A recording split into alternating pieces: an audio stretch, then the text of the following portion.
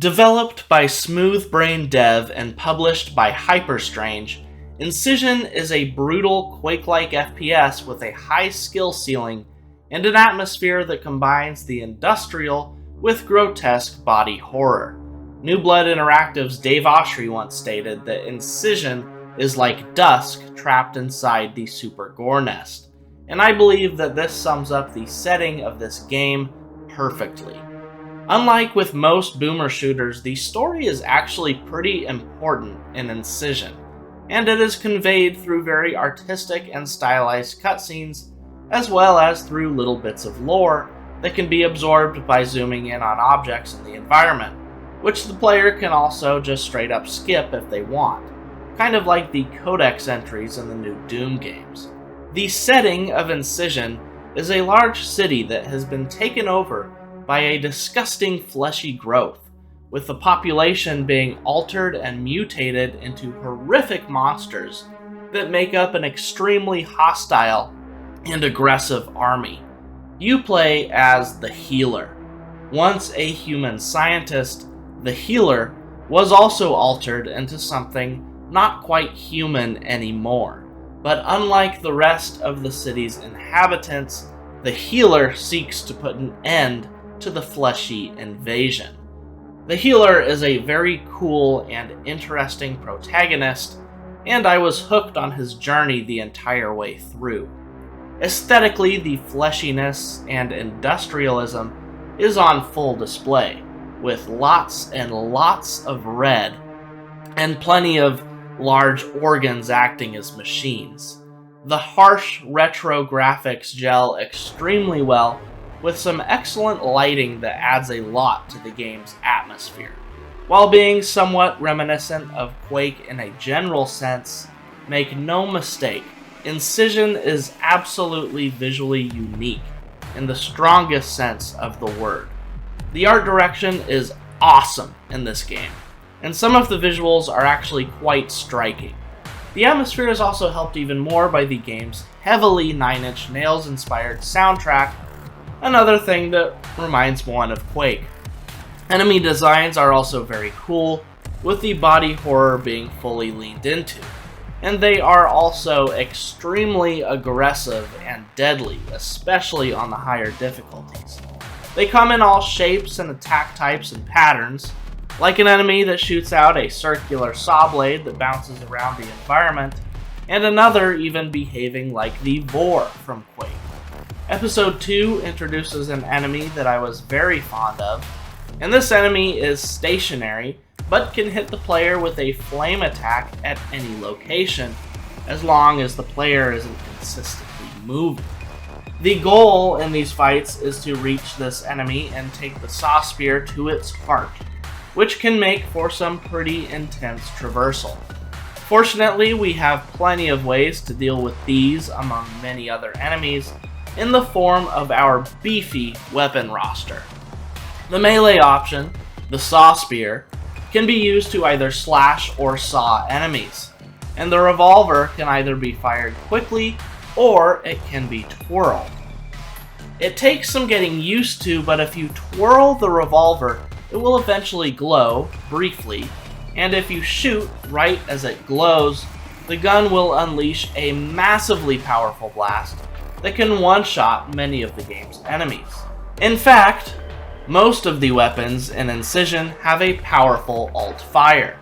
For the quad shotgun, yes, you heard that right, one barrel can be fired at once, or all 4 barrels can be fired in quick succession. Meanwhile, the machine gun has a grenade launcher alt-fire that sets enemies on fire, and it's also worth noting that sustained fire will cause the machine gun to overheat, which slows down the rate of fire but also ups the damage considerably. Then the rocket launcher, which looks like a trash can, and I love it, can launch multiple rockets at once, and can also launch a mini nuke if you have found this rare ammo type in the environment, much like the rocket launcher from classic Shadow Warrior. On top of these options, there is also a flamethrower, chain gun, and railgun.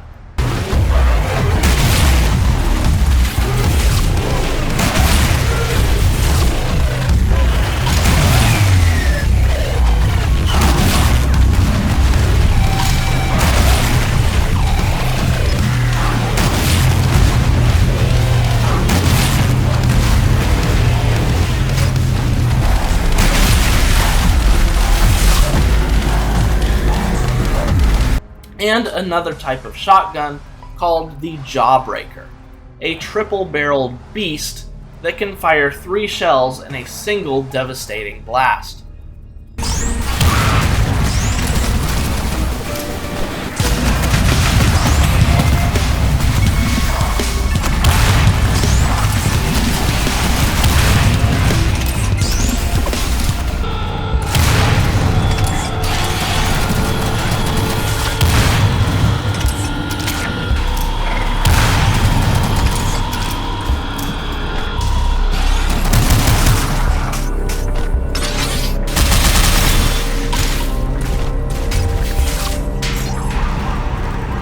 When talking about Incision, though, we certainly cannot leave out Kitty, a living creature that uses blood as an ammo source and spits out sticky bombs.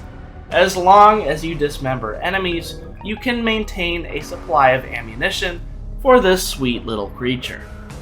Like with most boomer shooters, much of Incision's challenge comes from the pressure that is put on the player to always be on the move, while also being spatially aware and putting the game's weapon lineup to good use by using the right guns for the right situations.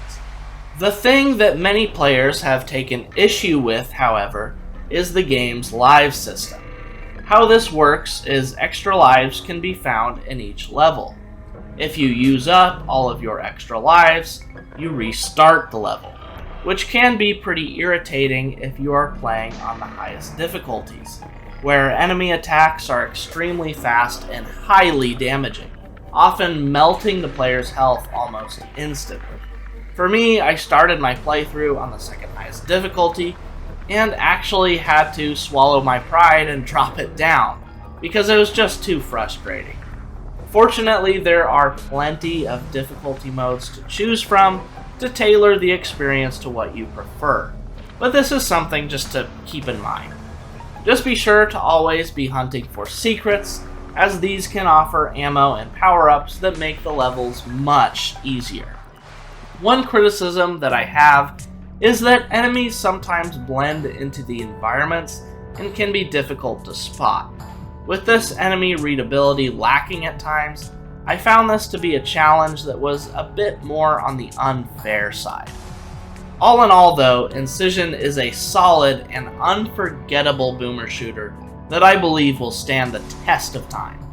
Even the final boss is a great fight, and the conclusion is fantastic, which is something that I cannot say for every shooter. Incision is a game that I would absolutely highly recommend. Thank you for watching the video. If you enjoyed it, please remember to like and subscribe, and dislike it if you absolutely hated it. As always, enjoy the rest of your day.